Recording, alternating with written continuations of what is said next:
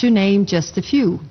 The UN works to make a concrete, tangible difference in people's lives where countries cannot do it alone. Both strands must remain central to UN's work. As the EU has learned through its own history, practical incremental steps eventually lead to transformative change. We can and should move forward on specific topics, in making the rules stick, and on improving processes. On specific topics, I bring you 2 examples. First, peace mediation, peace building and peacekeeping. There have been many criticisms against the United Nations, including the Security Council, for failing to resolve conflicts. The record use of veto in 2024, for example, suggests that this body struggles to address conflicts as they arise. On one hand, if the Security Council was functioning as it should, we would not be where we are today. On the other hand, it is a chance for the UN to step up and show that it can deliver. More conflict also requires more mediation, and there is already so much we know about what works and what doesn't.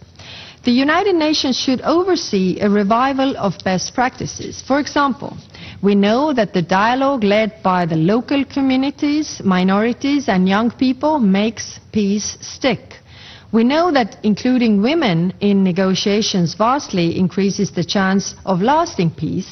We also know that involving multilateral structures, the UN, helps overcome national interests. These principles are not being consistently applied in mediation efforts today, but they must be if the goal is durable peace. And peacekeeping remains crucial where mediation fails and always requires the broadest international support possible. Since 1948, UN peacekeepers from over 120 countries have protected civilians and saved lives. I'm proud to say that our member states are currently the largest collective financial contributor to the UN peacekeeping budget.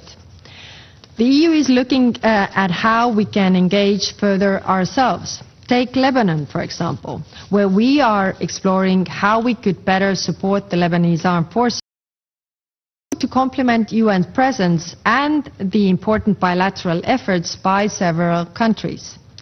But the war has to end as soon as possible. My second example is maritime security. Our collective security, safety and prosperity are totally intertwined with what happens at sea. Maritime security underpins global communications, energy supply and economic development. Yet, this domain has become increasingly contested. Whether we are talking about the Baltic, North or the Red Seas, the numerous straits or the Indo-Pacific, the UN Convention of the Law of the Sea, UNCLOS, is being undermined deliberately. International cooperation at sea has not evolved at the same rate as the threats in this domain. We must catch up. What is happening today in the Strait of Hormuz is the clearest call yet for a strong international coalition on maritime security. There are many initiatives on the table, but the objectives are simple: safe passage for all shipments via this route. Let me be clear. EU will continue to reject any arrangement that rules to limit free and safe passage through the straits in accordance with the international law. Excellencies, the EU, like I mentioned, I've just returned from the Middle East, and it's clear that the fragile truce hangs in the balance, but it offers the much-needed opportunity to negotiate. The European Union will continue to contribute all diplomatic efforts to prevent the region from sliding into further chaos. We commend Pakistan for the facilitation of the further talks and encourage the negotiations to continue. Excellencies, protecting the freedom of navigation is not only challenged today. Submarine cables and pipelines are already targets for sabotage. For this reason, we should step up work towards a new multilateral agreement to establish legal certainty and develop the tools to address these threats. When we know what works, we should replicate the successes elsewhere. Excellencies, if we pledge to the founding principles of the United Nations, including the UN Charter, and envisage growing the body of international law, then we must agree to how to make the rules stick. To make the rules stick, we must strengthen accountability. International law is only as effective as we are willing to make it. The need for accountability is why we are helping set up a tribunal for the crime of aggression against Ukraine. Without the crime of aggression, which is the leadership crime, there wouldn't be any war crimes either. Without leadership accountability, war crimes will persist. The Security Council bears special responsibility for making the rules stick, because there can be no security in the world of impunity. And this is why I salute the initiatives to curb veto abuse, such as the initiative introduced by Liechtenstein to trigger a General Assembly debate when the veto is used, and also the French and the Mexican initiative to curtail the use of the veto in the case of atrocity crimes.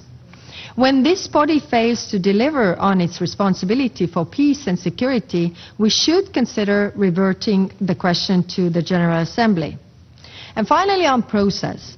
Our collaboration does not need to be confined to what we have gotten used to over the 80 years. Let's think outside of the box on how we approach bilateral partnerships, alliances, regional organizations, coalitions of the willing, multilateral, plurilateral arrangements. For instance, we could convene regional organizations around a specific theme of interest. We could think of multilateral partnerships based on particular issues. We could include other stakeholders more systematically, such as business, in tackling common challenges. All of these are complementary to the multilateral rules-based order that most states want. None must undermine it. Every iteration should be in the line with UN principles, or else we risk a United Nations in name only. If we do more of this, cross-regionally and with critical mass, we could strengthen the system as a whole. President, Excellencies, if the first success of the United Nations was its capacity to evolve as the world community did, this is no longer the case.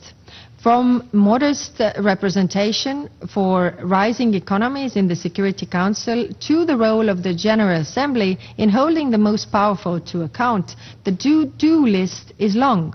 Without fairness, there is no hope to make it work again.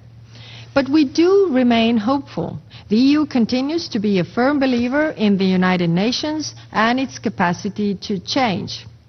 The EU has its own long experience reforming, adjusting and transforming itself. We know that doing so is not the one-shot project. It involves listening, negotiation, political compromises and a healthy dose of humility. We also know what it's worth. Excellencies, 100 years from now, historians will look back at this moment and they will ask, what did the United Nations do when the rules-based order was under threat? Did we cling to the past, defending a system that no longer worked for many? Or did we have the courage to reform it, to make it stronger, fairer and more resilient? Did we stand by the ruthless when the ruthless rewrote the rules? Or did we stand together and say, no, the law applies to all? Did we resign ourselves to a world of spheres of influence where might makes right? Or did we choose cooperation over coercion, justice over impunity, and peace over war? And the answer is in our hands. As members of this Council, you are entrusted with the responsibility to save succeeding generations from the scourge of war. That was the promise of 1945, and it must be our mission today. Let us be the generation that built a stronger, fairer order, one fit for the challenges ahead. The time of action is now. Thank you very much. I thank Her Excellency Kallas for her briefing. I now give the floor to those council members who wish to make a statement.